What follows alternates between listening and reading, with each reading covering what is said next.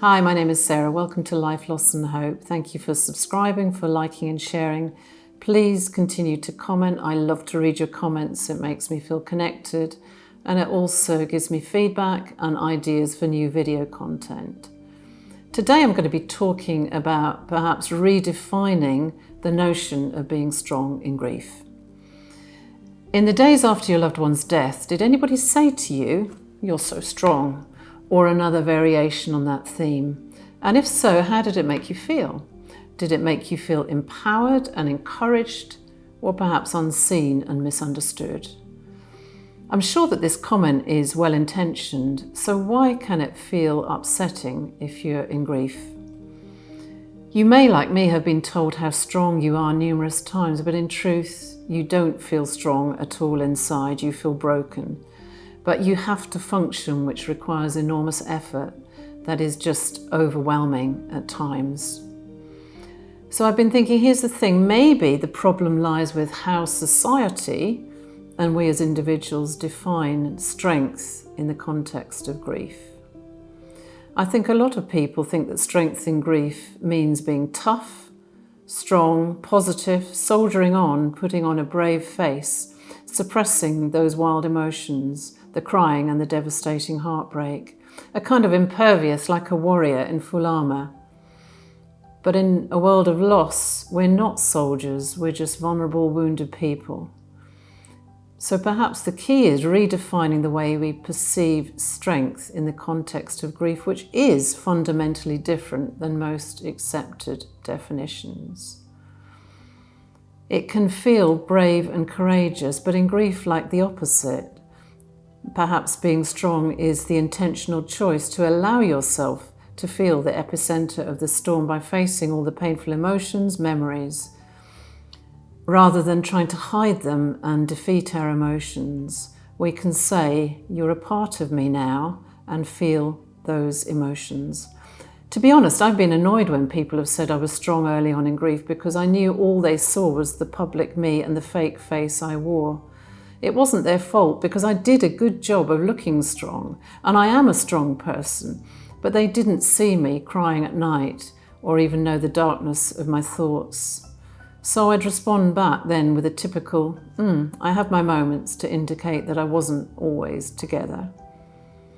I don't think that the comment is meant to cause irritation, annoyance or hurt, but it is often doesn't feel helpful for the griever, because the reality is we generally feel the very opposite of strong.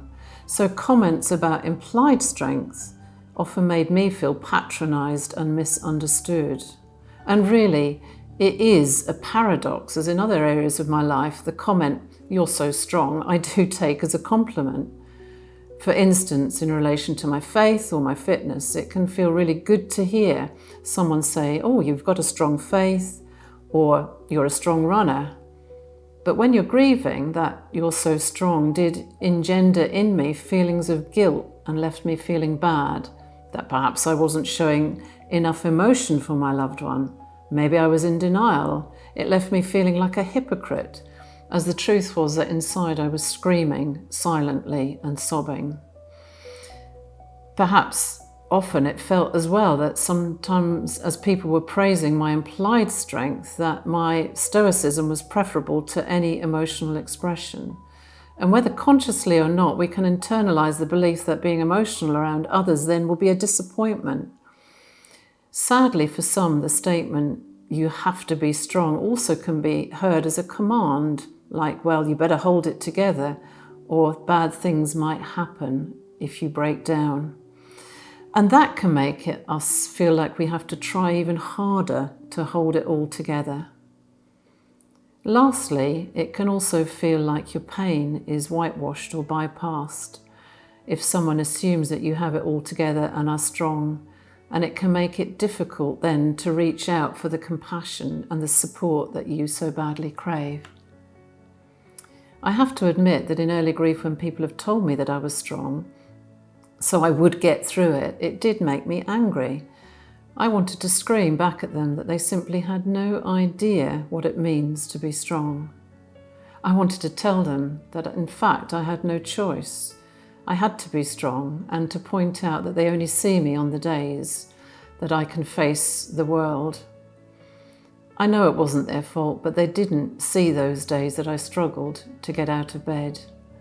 And I deeply disliked being labelled as strong. Even though I knew they meant it to be helpful for me, it felt somehow that they didn't see me or the gravity of my loss. They didn't realise the gaping hole in my heart that had me reeling. And privately, I felt that I was drowning, crying, and in physical pain. I wanted to tell people that although somehow I was still managing to face work and share time with family and friends, that my lack of tears and emotion in their presence was not being strong or avoiding grief. Sometimes we feel the need to be strong for others, for their benefit, not for our own, because we're trying to protect their feelings. Maybe it makes them feel inadequate, embarrassed, or uncomfortable if we show our grief. I was comfortable with my grief, but often others weren't. 3 of the most difficult and dismissive comments I heard shortly after my mother died from cancer were these 3 things. "You're amazing. I would be a mess if my mum died." The next one was, "You sound good." Good. That really felt strange. How do we judge what sounds good? And the third was, "You look good. You'd never know." Again, because a grieving person is up, dressed, and at work, it doesn't reflect the agony that they are feeling inside. I felt that they only saw my fake face, my work face, and nothing past that. I realised that some people have their kind of rote expressions and they focus on the superficial of the appearance of the griever and never really consider what the person is truly going through. So initially I felt I had to explain and justify my grief, and that often made me feel guilty, that perhaps I wasn't even grieving right. Maybe people thought I didn't care, or that perhaps I'd moved on. Words are powerful and can help or hurt, and so to hear a simple, "That's so heartbreaking, I'm sorry for your loss, and I will be here for you," would have just sufficed. So why does this comment, meant as a compliment, sometimes feel off-putting to those who are grieving? In summary, here's a few thoughts. When people say you're so strong, it can feel like they want to bypass the pain of your grief. They don't really want to know how much you hurt, how difficult it is to face each day, and how there is that longing in your heart that never will be filled. They want to believe that all is well and that you're handling life and everything else is moving on. I'm certain also, secondly, that people say this to encourage the grieving person. But to me, that can make little sense. When I was in loss, logically, why would I be strong in the face of this tragic death? My heart was shattered. It was one of the most traumatic things to happen. Why would I be stoic and act like nothing had happened? Why would I strive to put on a brave face and carry on? And that can make you feel like their life never mattered. I suppose if a spouse has died and the remaining parent needs to carry on for their children, especially if they are young, there is in reality an element of needing to be strong.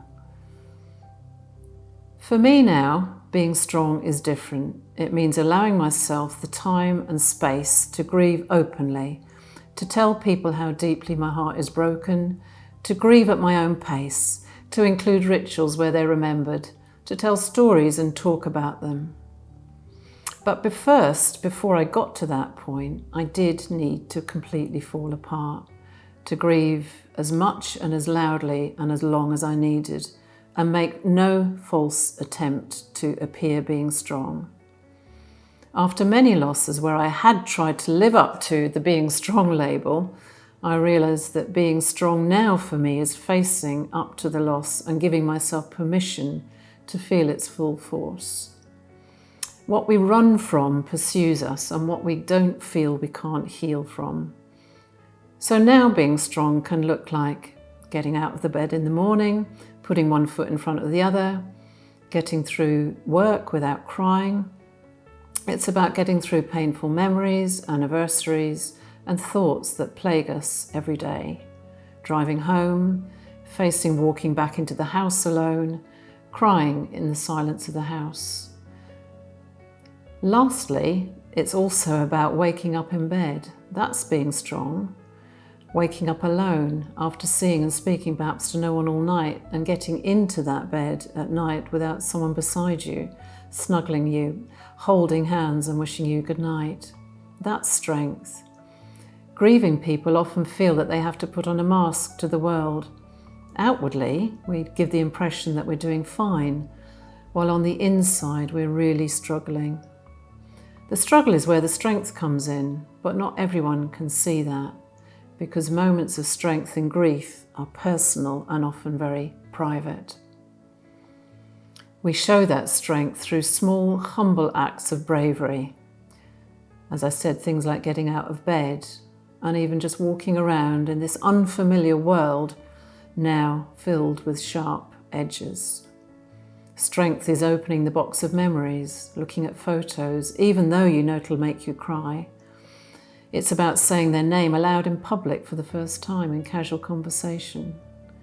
Strength in grief is acknowledging and feeling and expressing emotion and being vulnerable. Strength and weakness are two sides of the same coin. And you don't have strength without weakness, and both can coexist. I believe our biggest strength is not being afraid to be weak in the moment. Would it be weak to end the pretense of being okay? To me, that would be strong.